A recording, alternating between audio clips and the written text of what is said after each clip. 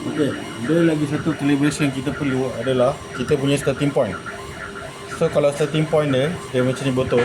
So dia mesti kena starting print dia dekat sini. Dia starting print dia dekat sini. So dia tak boleh dekat tepi ni ataupun dia tak boleh kat sini. So gambar semua akan lari, akan pecah. So dia seeloknya starting point printing dia kat sini. Okey, so kat sini secara dia adalah kita letak je dulu botol.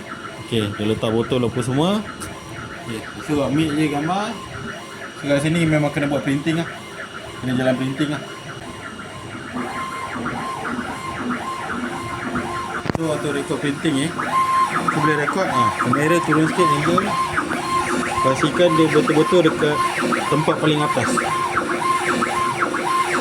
Okay, so kita perlu pastikan dia printing betul-betul tempat paling atas. Nampak dia punya printing.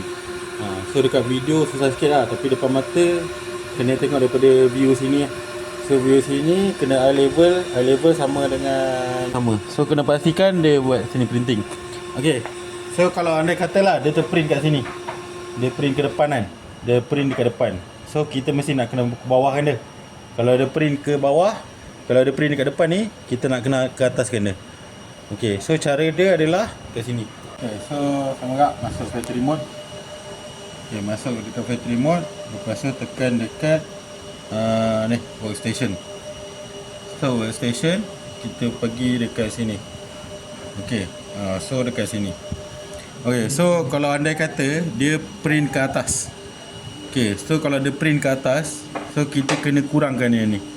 So kalau macam sekarang dia print ke atas kan, so kita kena tukar 148 ke ataupun 146.